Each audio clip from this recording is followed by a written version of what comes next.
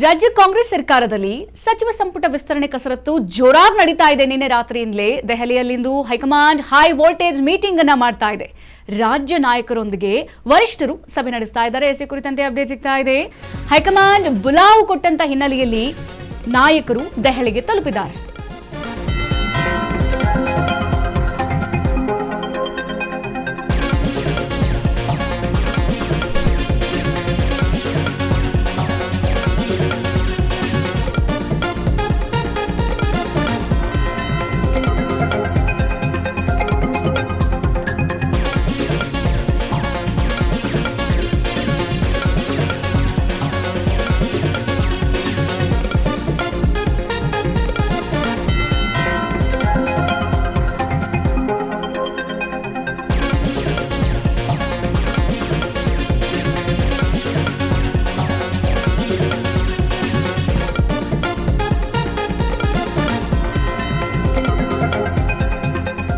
ರಾಜ್ಯ ಕಾಂಗ್ರೆಸ್ ಸರ್ಕಾರದಲ್ಲಿ ಸಚಿವ ಸಂಪುಟ ವಿಸ್ತರಣೆ ಕಸರತ್ತು ಜೋರಾಗಿ ನಡೀತಾ ಇದೆ. ದೆಹಲಿಯಲ್ಲಿ ಇವತ್ತು ಹೈಕಮಾಂಡ್ ಜೊತೆಗೆ ಹೈ ವೋಲ್ಟೇಜ್ ಮೀಟಿಂಗ್ ಕೂಡ ಆಯೋಜನೆ ಆಗಿದೆ. ರಾಜ್ಯ ನಾಯಕರೊಂದಿಗೆ ವರಿಷ್ಠರು ಸಭೆಯನ್ನ ನಡೆಸ್ತಾ ಇದ್ದಾರೆ.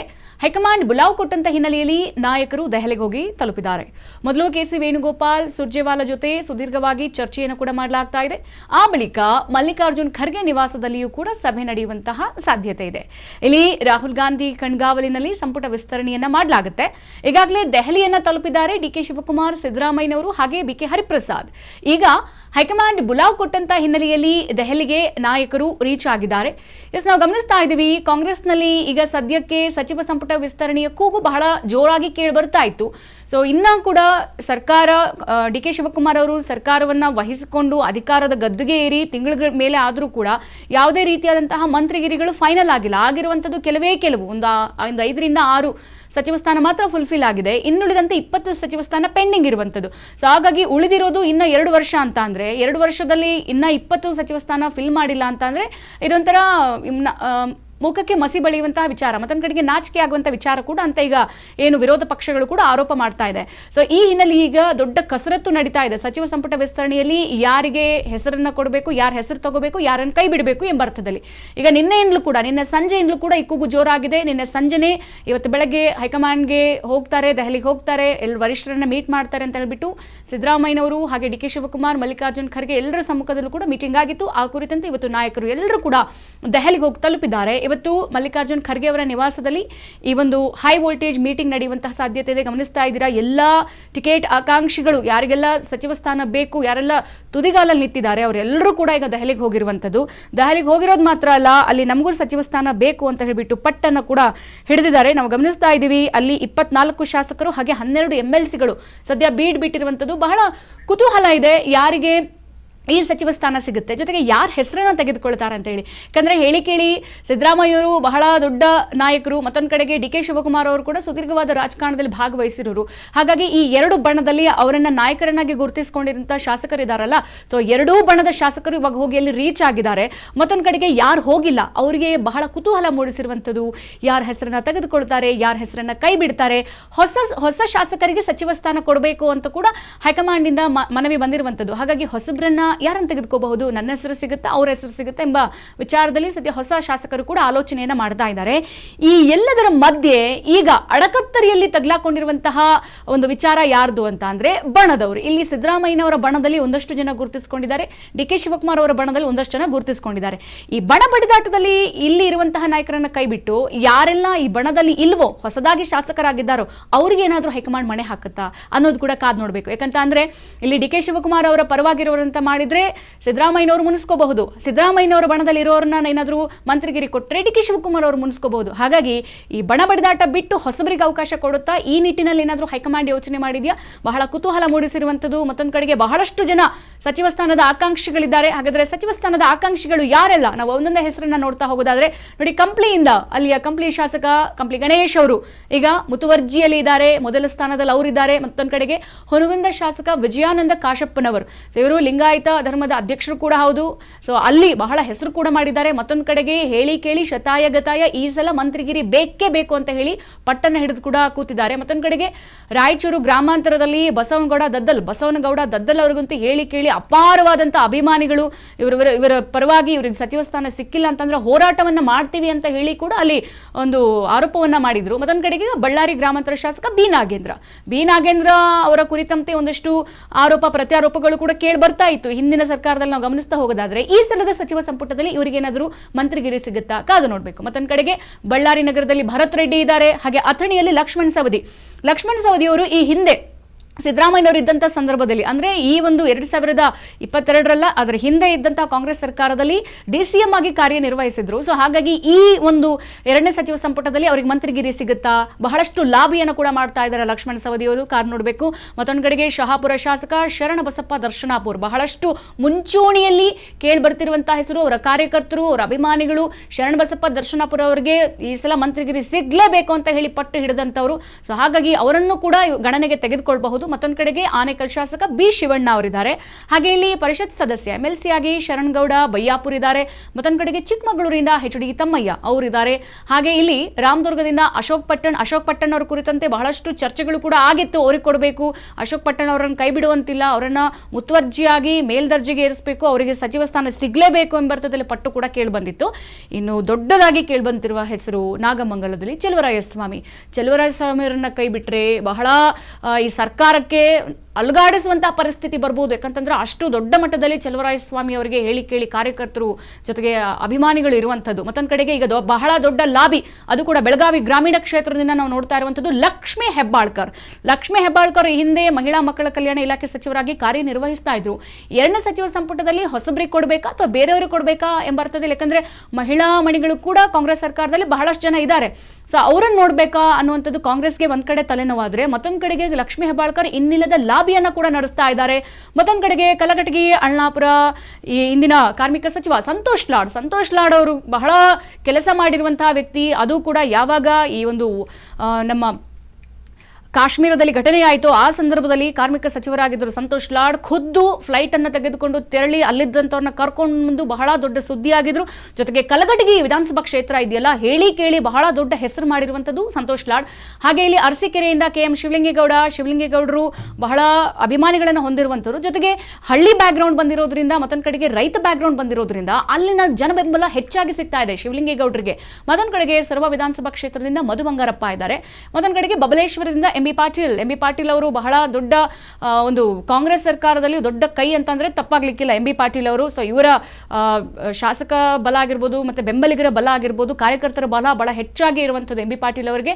ಮತ್ತೊಂದು ಕಡೆಗೆ ಹಾನಗಲಿಂದ ಶ್ರೀನಿವಾಸ್ ಮಾನೆ. ಇಷ್ಟು ಜನರು ಇವಾಗ ಆಕಾಂಕ್ಷಿಗಳಾಗಿ ಕೂತಿದ್ದಾರೆ. ಎಸಿ ಕುರಿತಂತೆ ಇನ್ನಷ್ಟು ಅಪ್ಡೇಟ್ಸ್ ಅನ್ನು ಕೊಡ್ತಿದ್ದಾರೆ ನಮ್ಮ ಪ್ರತಿನಿಧಿ ಹಬೀಬ್ ದಂಡಿ ಫೋನ್ ಸಂಪರ್ಕದಲ್ಲಿ ಜಾಯಿನ್ ಆಗಿದ್ದಾರೆ. ಹಬೀಬ್ ದಂಡಿ, ಗಮನಿಸ್ತಾ ಇದ್ದೀವಿ ನಿನ್ನೆಯಿಂದ ಸಚಿವ ಸಂಪುಟ ವಿಸ್ತರಣೆ ಕಸರತ್ತು ಕಾಂಗ್ರೆಸ್ ಸರ್ಕಾರದಲ್ಲಿ ಬಹಳ ಜೋರಾಗಿ ಕೇಳಿ ಬರ್ತಾ ಇದೆ. ಫೈನಲಿ ಮುಹೂರ್ತ ಫಿಕ್ಸ್ ಆಗಿದೆ ಅಂತ ಹೇಳ್ಬೋದು. ಇವತ್ತು ಎಲ್ಲ ಸಚಿವ ಸ್ಥಾನ ಆಕಾಂಕ್ಷಿಗಳು 24 ಶಾಸಕರು 12 MLCಗಳು ದೆಹಲಿಯಲ್ಲಿ ಬೀಡುಬಿಟ್ಟಿದ್ದಾರೆ.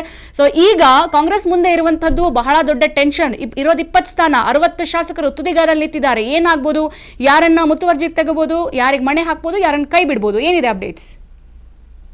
ಎಸ್, ಎಕ್ಸಾಕ್ಟ್ಲಿ ವಿದ್ಯಾ. ಈಗ ನೋಡಿ, ಕೇವಲ ಚುನಾವಣೆ 2028ರ ರಾಜ್ಯ ವಿಧಾನಸಭಾ ಚುನಾವಣೆ ಕೇವಲ 1.5 ವರ್ಷಗಳ ಕಾಲ ಮಾತ್ರ ಇರ್ತಕ್ಕಂಥದ್ದು. ಹಾಗಾಗಿ ಈಗ ಸಚಿವರಾಗುವಂತವರು ಶತಾಯಗತಾಯ ಮತ್ತೊಮ್ಮೆ ಅವರಿಗೆ ಅವಕಾಶ ಸಿಗೋದಿಲ್ಲ. ಆಗುವಂತ ಅವಧಿನೂ ಕೂಡ ಬಹಳ ಕಡಿಮೆನೆ ಸಿಗುತ್ತೆ. ಹಾಗಾಗಿ ಈಗ ಆದರೆ ಆದಂಗೆ, ಇಲ್ಲ ಅಂದ್ರೆ ಮತ್ತೆ ಸಾಧ್ಯನೇ ಇಲ್ಲ ಅನ್ನುವಂತ ಒಂದು ಶಾಸಕರು ಶತಾಯಗತಾಯ ಯಾವುದೇ ಕಾರಣಕ್ಕೆ ಸಚಿವ ಸ್ಥಾನವನ್ನ ಗಿಟ್ಟಿಸಿಕೊಳ್ಳಲೇಬೇಕು ಅನ್ನುವಂತ ಒಂದು ನಿಟ್ಟಿನಲ್ಲಿ ದೆಹಲಿ ಪರೇಡ್ ಮಾಡ್ತಾ ಇರತಕ್ಕಂಥದ್ದು. ಈಗ ಹೈಕಮಾಂಡ್ ಮುಂದೆ ತಮ್ಮದೇ ಆಗಿರ್ತಕ್ಕಂಥ ಬೇರೆ ಬೇರೆ ರೀತಿಯ ಲಾಬಿಗಳನ್ನು ಮಾಡ್ತಾ ಇದ್ದಾರೆ.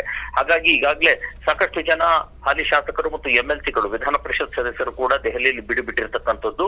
ಅಲ್ಲಿರ್ತಕ್ಕಂಥ ಮಲ್ಲಿಕಾರ್ಜುನ ಖರ್ಗೆ ಆಗಿರ್ಲಿ, ರಣದೀಪ್ ಸಿಂಗ್ ಸುರ್ಜೇವಾಲಾ ಆಗಿರ್ಲಿ, ಅಥವಾ KC ವೇಣುಗೋಪಾಲ್ ಆಗಿರ್ಲಿ, ಈ ತರದ ನಾಯಕರ ಮೇಲೆ ತಮ್ಮ ಪ್ರಭಾವವನ್ನ ಬೀರುವಂತ ಎಲ್ಲಾ ಕೆಲಸಗಳನ್ನು ಕೂಡ ಮಾಡ್ತಾ ಇದ್ದಾರೆ. ಬಹಳ ಪ್ರಮುಖ ಅಂತಂದ್ರೆ ಇಲ್ಲಿರ್ತಕ್ಕಂಥ ಪ್ರಮುಖ ನಾಯಕರೇ ಅಲ್ಲಿ ಹೋಗಿ ಕೂತಿರ್ತಕ್ಕಂಥದ್ದು. BK ಹರಿಪ್ರಸಾದ್, KPCC ಅಧ್ಯಕ್ಷ ಆಗಿರ್ತಕ್ಕಂಥ BK ಹರಿಪ್ರಸಾದ್ ಅವ್ರನ್ನ ಇಟ್ಕೊಂಡು ಮತ್ತೊಂದು ಸುತ್ತಿನ ಆಟವನ್ನ ಆಡ್ಲಿಕ್ಕೆ ಈಗಾಗಲೇ ಸಿದ್ದರಾಮಯ್ಯನವರು ತಯಾರಾಗಿರ್ತಕ್ಕಂಥದ್ದು. ಅವರಿಗೆ 2 ಹುದ್ದೆ, KPCC ಅಧ್ಯಕ್ಷ ಸ್ಥಾನ ಮತ್ತು ಸಚಿವ ಸ್ಥಾನವನ್ನು ಕೂಡ ಒದಗಿಸಿಕೊಡ್ಲಿಕ್ಕೆ ಸಿದ್ದರಾಮಯ್ಯ ಪ್ರಯತ್ನ ಪಡ್ತಿದ್ದಾರೆ. ಸಿದ್ದರಾಮಯ್ಯ ಬಣದ 6 ಶಾಸಕರಿಗೆ, ಈಗಿರ್ತಕ್ಕಂಥ 20 ಸ್ಥಾನದಲ್ಲಿ 6 ಶಾಸಕರಿಗೆ ಈ ಹಂತದಲ್ಲೇ ಸಚಿವಗಿರಿಯನ್ನ ಕೊಡ್ಲಿಕ್ಕೆ ಎಲ್ಲಾ ರೀತಿಯ ಪೂರ್ವ ತಯಾರಿಗಳು ನಡೀತಾ ಇವೆ ಅನ್ನೋದು. ಈ ಎಲ್ಲದರ ಮಧ್ಯೆ ಈ ಹೊತ್ತಿಗೆ ಈಗ ಸದ್ಯಕ್ಕೆ DK ಶಿವಕುಮಾರ್ ರಣದೀಪ್ ಸಿಂಗ್ ಸುರ್ಜೇವಾಲಾ ಜೊತೆ ಮೀಟಿಂಗ್ ಅನ್ನ ನಡೆಸ್ತಾ ಇದ್ದಾರೆ. ಅವರು ತಾವು ತೆಗೆದುಕೊಂಡು ಹೋಗಿರ್ತಕ್ಕಂಥ ಪಟ್ಟಿಗೆ ಒಂದು ಅಂತಿಮ ಮುದ್ರೆಯನ್ನು ಒತ್ತಿಸಿಕೊಳ್ಳಲಿಕ್ಕೆ ಮತ್ತು ಯಾಕಂದ್ರೆ ಸುರ್ಜೇವಾಲಾ ಕೆಪಿಸಿಸಿ ಉಸ್ತುವಾರಿ ಆಗಿರ್ತಕ್ಕಂಥದ್ದು, ಕರ್ನಾಟಕ ರಾಜ್ಯ ಕಾಂಗ್ರೆಸ್ನ ಉಸ್ತುವಾರಿ ಆಗಿರುವ ಸುರ್ಜೇವಾಲಾ ಅವರಿಂದ ಅಂತಿಮ ಮುದ್ರೆ ತೆಗೆದುಕೊಂಡು ರಾಹುಲ್ ಗಾಂಧಿ ಅವರ ಅಂತಿಮ ಒಪ್ಪಿಗೆ ಪಡ್ಕೊಳ್ಳುವಂಥದ್ದು. ನಂತರ ಸಿದ್ದರಾಮಯ್ಯನವರು ಕೂಡ ತಮ್ಮ ಜೊತೆಗೆ ತೆಗೆದುಕೊಂಡು ಹೋಗಿರತಕ್ಕಂಥ 18 ಜನ ಶಾಸಕರ ಪಟ್ಟಿಯನ್ನ ಸಿದ್ದರಾಮಯ್ಯ ಅವರು ತೆಗೆದುಕೊಂಡು ಹೋಗಿದ್ದಾರೆ. ಇದರಲ್ಲಿ ಒಂದು 10 ಜನಕ್ಕಾದ್ರೂ ಅವಕಾಶ ಮಾಡಿಕೊಡಿ ಅನ್ನುವಂಥ ಮಾತು. ಇದ್ರ ಜೊತೆಗೆ ಈಗಾಗಲೇ ಸತೀಶ್ ಜಾರಕಿಹೊಳಿ ಮತ್ತು ವಿ ಕೆ ಹರಿಪ್ರಸಾದ್ ಕೂಡ ದೆಹಲಿಗೆ ಹೋಗಿರ್ತಕ್ಕಂಥದ್ದು. ನೋಡಿ, ಆಲ್ರೆಡಿ ಸಚಿವರಾಗಿರ್ತಕ್ಕಂಥ ಸತೀಶ್ ಜಾರಕಿಹೊಳಿ ಅಲ್ಲಿ ಹೋಗಿ ಯಾವ ರೀತಿಯ ಒಂದು ತಂತ್ರವನ್ನ ಮಾಡ್ತಿದ್ದಾರೆ ಅನ್ನುವಂಥದ್ದು ಕೂಡ ತೀವ್ರ ಕುತೂಹಲ ಮೂಡಿಸ್ತಾ ಇದೆ. ಇದ್ರ ಜೊತೆಗೆ ಈಗಾಗಲೇ ಅಶೋಕ್ ಪಟ್ಟಣ ಅಥವಾ ಬೇಲೂರು ಗೋಪಾಲ್ ಕೃಷ್ಣ ಅಥವಾ ತನ್ವೀರ್ ಸೇಠಿ ಅಥವಾ ರಿಜ್ವಾನ್ ಅರ್ಷದ್ ಈ ತರದ ಸಾಕಷ್ಟು ಜನ ಶಾಸಕರು ಕೂಡ ತಮ್ಮದೇ ಆಗಿರ್ತಕ್ಕಂಥ ದಾಳವನ್ನ ಎಸಿತಾ ಇದ್ದಾರೆ. ಇವೆಲ್ಲಕ್ಕಿಂತ ಮುಖ್ಯವಾಗಿ ಬೀದರ್ ಜಮೀರ್ ಅಹಮದ್ ಖಾನ್ ರವರ ಪರಿಸ್ಥಿತಿ ಏನಾಗುತ್ತೆ, ಅವರಿಗೆ ಅವಕಾಶವನ್ನು ಕೊಡ್ಲಾಗುತ್ತೋ ಅಥವಾ ಅವರನ್ನ ದೂರ ಇಡ್ಲಾಗುತ್ತೋ ಅನ್ನುವಂಥದ್ದು ಕೂಡ ಡಿ ಕೆ ಶಿವಕುಮಾರ್ ಅವರ ಕೈಯಲ್ಲಿ ಇರ್ತಕ್ಕಂಥದ್ದು. ಇವೆಲ್ಲವಕ್ಕೂ ಕೂಡ ಇವತ್ತು ಸಂಜೆ ಅಥವಾ ನಾಳೆ ಹೊತ್ತಿಗೆ ಇದು ಒಂದು ಪರ್ಫೆಕ್ಟ್ ಪಿಕ್ಚರ್ ಬರಲಿದೆ. 17 ಅಥವಾ 18ಕ್ಕೆ ಪ್ರಮಾಣ ವಚನ ಕಾರ್ಯಕ್ರಮ ಕೂಡ ನಿಗದಿಯಾಗುವಂತ ಎಲ್ಲ ಸಾಧ್ಯತೆಗಳು ಕೂಡ ಇದಾವೆ. ವಿದ್ಯಾ, ಎಸ್ ಹಬೀಬ್ ದಂಡಿ, ನನ್ನ ಮತ್ತೊಂದು ಪ್ರಶ್ನೆ ಏನಂತ ಅಂದ್ರೆ, ಈಗಿರುವಂತಹ ಕಾಂಗ್ರೆಸ್ ಸರ್ಕಾರದಲ್ಲಿ ಸಿದ್ದರಾಮಯ್ಯನವರ ಬಣದಲ್ಲಿ ಒಂದಷ್ಟು ಜನ ಗುರುತಿಸಿಕೊಂಡಿದ್ದಾರೆ, ಹಾಗೆ ಡಿ ಕೆ ಶಿವಕುಮಾರ್ ಅವರ ಬಣದಲ್ಲಿ ಒಂದಷ್ಟು ಜನ ಗುರುತಿಸಿಕೊಂಡಿದ್ದಾರೆ ಅವರ ಬೆಂಬಲಿಗರಾಗಿ ಇರುವಂತಹ ಶಾಸಕರು. ಈಗ ಅಡಕತ್ತರೆಯಲ್ಲಿ ತಗ್ಲಾಕೊಂಡಿರೋದು ಇದೇ ಬಣ ಬಡಿದಾಟ. ಇಬ್ರು ಏನು ಕಾಂಗ್ರೆಸ್ ಅಲ್ಲಿರುವಂತಹ ಡಿ ಕೆ ಶಿವಕುಮಾರ್ ಬಣದ ಮತ್ತೆ ಸಿದ್ದರಾಮಯ್ಯನವರ ಬಣದಲ್ಲಿ. ಅದಕ್ಕೆ ಈಗ ಹೈಕಮಾಂಡ್ ಏನ್ ಹೇಳ್ತಾ ಇದೆ, ಹೊಸಬರಿಗೆ ಅವಕಾಶ ಕೊಡಿ, ಹೊಸಬ್ರಿಗೂ ಮಂತ್ರಿಗಿರಿಯನ್ನು ಕೊಡಿ, ಸಚಿವ ಸ್ಥಾನದ ಆಕಾಂಕ್ಷಿಗಳು ಅವರು ಹೌದು, ಅವರನ್ನು ಸಚಿವ ಸ್ಥಾನ ನಿಭಾಯಿಸ ಕೊಡಿ ಅಂತ ಈಗ ಹೇಳಿಕೆ ಕೊಟ್ಟಿದೆಯಲ್ಲ. ಸೊ ಇದರ ಮಧ್ಯದಲ್ಲಿ ಈಗ ಬಣ ಬಡಿದಾಟದಲ್ಲಿ ಹೈಕಮಾಂಡ್ ಏನಾದ್ರು ಈಗ ಸಿದ್ದರಾಮಯ್ಯನವ್ರ ಬಣದವ್ರಿಗೆ ಕೊಟ್ರೆ ಡಿ ಕೆ ಶಿವಕುಮಾರ್ಗೆ ಬೇಜಾರಾಗಬಹುದು, ಡಿ ಕೆ ಶಿವಕುಮಾರ್ ಅವ್ರಿಗೆ ಕೊಟ್ರೆ ಸಿದ್ದರಾಮಯ್ಯನವ್ರ ಬಣದವ್ರಿಗೆ ಬೇಜಾರಾಗಬಹುದು. ಹಾಗಾಗಿ ಇಬ್ಬರಿಗೂ ಅಳೆದು ತೂಗಿ ಒಂದಷ್ಟು ಜನ ಕೊಟ್ಟು ಮಿಕ್ಕಿದೆಲ್ಲಾದ್ರೂ ಹೊಸಬ್ರಿಗೆ ಕೊಡೋಣ ಅಂತ ಏನಾದ್ರು ಪ್ಲಾನ್ ಮಾಡ್ಕೊಂಡಿದ್ಯಾ?